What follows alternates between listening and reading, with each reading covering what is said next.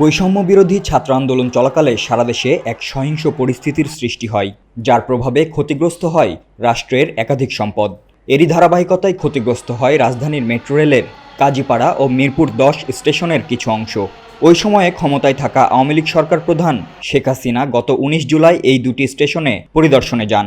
পরিদর্শন শেষে জানানো হয়, ক্ষতিগ্রস্ত স্টেশন দুটি সংস্কার করে পুনরায় সচল করতে কমপক্ষে ১ বছর সময় লাগবে। সেই সঙ্গে ৩৫০ কোটি টাকা ব্যয় হতে পারে বলে তখন জানানো হয়।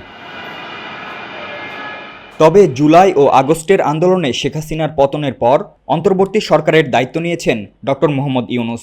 এরপরই স্টেশন দুটির ক্ষয়ক্ষতি নিরূপণে কমিটি গঠন করা হয়। ইতোমধ্যে ক্ষয়ক্ষতি নিরূপণ করে সরকারের কাছে একটি প্রতিবেদন জমা দিয়েছেন কমিটির সদস্যরা।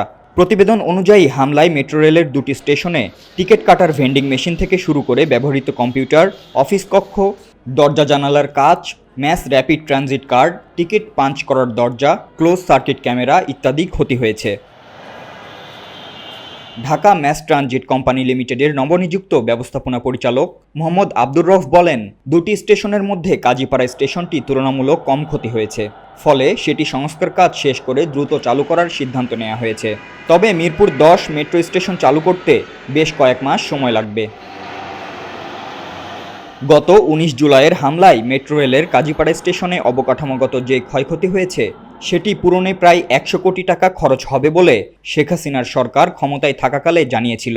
কিন্তু অন্তর্বর্তী সরকার ক্ষমতা নেয়ার পর এখন জানা যাচ্ছে যে স্টেশনটি সংস্কারে ১ কোটি টাকাও খরচ হচ্ছে না।